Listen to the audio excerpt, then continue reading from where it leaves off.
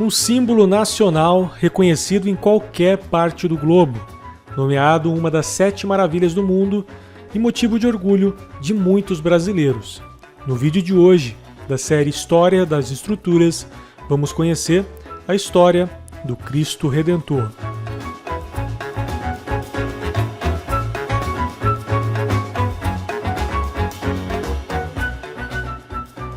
O Cristo Redentor, sem dúvidas, é um monumento incrível, e mesmo aqueles considerados não religiosos concordam que a cidade do Rio de Janeiro é ainda mais bela com a presença dele. Mas por trás dessa imagem, que compõe cartões postais do mundo todo, há uma história rica e cheia de desafios para a engenharia. O Corcovado é um conjunto de montanhas que se levanta no meio da maior floresta urbana do mundo, a Floresta da Tijuca. Admirada por figuras como Dom Pedro I, que em 1822 organizou uma expedição ao topo da montanha. Nessa expedição estava o pintor Jean-Baptiste Debré, que fez os primeiros registros do Alto do Corcovado em suas pinturas. 60 anos depois, Dom Pedro II, seguindo a fascinação do seu pai pela montanha, construiu uma linha férrea que chegava até o topo do Corcovado, fator fundamental para a futura construção do Cristo anos mais tarde. A ideia da construção de um monumento no alto do Corcovado é antiga. A primeira vez que surgiu foi ainda em 1859, porém, somente na década de 1920 que os planos para sua construção ganharam força, graças ao empenho do cardeal Dom Joaquim Arcoverde em divulgar a ideia entre a comunidade religiosa. Começando uma campanha de angariação de fundos para colocar em prática o ambicioso projeto, a ideia inicial era construir um Cristo carregando uma cruz em um dos braços e o mundo em uma das mãos. Porém, a imagem não teria o impacto merecido quando vista de longe. Usando como referência antenas de rádio que ocupavam o alto do Corcovado antes da construção do Cristo, que inclusive tinham um formato de cruz, o engenheiro e desenhista Heitor da Silva Costa definiu o que viria a ser a posição com o maior simbolismo: um Cristo com os braços abertos, abraçando a cidade do Rio de Janeiro, posição que poderia ser facilmente identificada de qualquer lugar. Além disso, definiu que a estátua teria o rosto levemente inclinado para baixo, para que parecesse estar olhando por todos logo abaixo na Cidade Maravilhosa. A definição da altura final do monumento foi muito bem pensada, para que pudesse ser vista a olho nu de qualquer parte da cidade, e para que a sua imponência fosse proporcional ao Corcovado.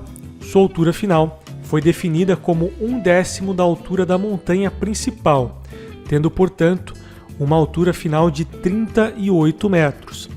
A obra do Cristo começou em 1926 e foi finalizada em 1931, custando $250 mil na época, algo em torno de 5 milhões de reais no dinheiro de hoje.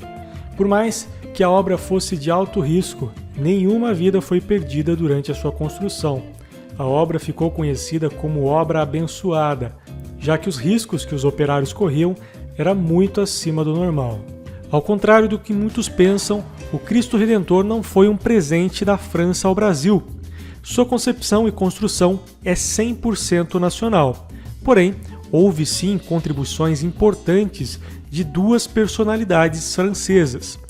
O primeiro foi o escultor Paul Landowski, responsável por esculpir a cabeça e as mãos do Cristo, que foi esculpida em tamanho real, em moldes e gesso e enviado ao Brasil, dividido em 50 pedaços, para ser remontada e moldada em concreto armado.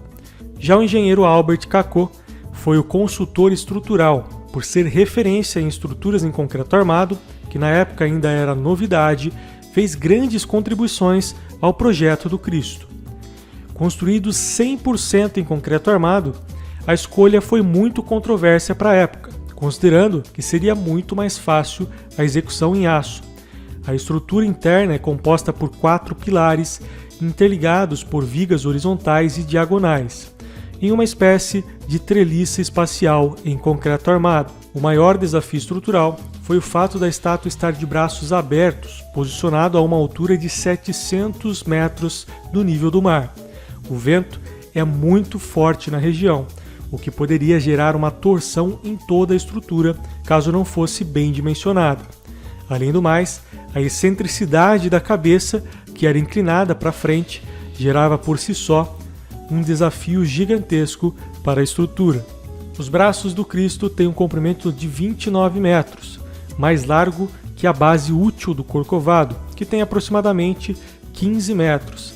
Isso fez com que os andaimes que apoiavam o braço durante a sua construção se estendessem pelo precipício, onde nos fortes ventos movimentavam e chegavam a desmontar, voando e quebrando como frágeis palitos de fósforos. Só foi possível a execução dos braços com a montagem dos andaimes com perfis em aço, os mesmos utilizados em trilhos de trem. O revestimento utilizou de uma técnica de mosaico, utilizando pedra-sabão em formato triangular, de aproximadamente 3 por 3 centímetros, que eram fixadas em um tipo de tecido, tudo feito artesanalmente por voluntários. Esse tecido com as pedras eram então fixados à estrutura externa do Cristo, já moldada com argamassa e concreto armado. Os formatos triangulares das pedras permitiam que se moldassem facilmente aos contornos da escultura. Todo o material utilizado durante a sua construção foi levado pelo mesmo bonde construído décadas antes por Dom Pedro II, que indiretamente teve um papel fundamental na construção do monumento. A base do Cristo abriga uma capela com capacidade para 150 pessoas. Sua estrutura interna permite ainda o acesso aos braços e cabeça, para que se possa fazer as manutenções e visitações, que permite uma das vistas mais privilegiadas do planeta. Assim, como não se pode ir à França sem visitar a Torre Eiffel, ou a Nova York sem avistar a Estátua da Liberdade, não se poderá falar da cidade do Rio de Janeiro sem fazer referência ao Cristo. Uma estrutura inovadora, imponente, que virou símbolo da nação e que com certeza merece estar presente na nossa série História das Estruturas.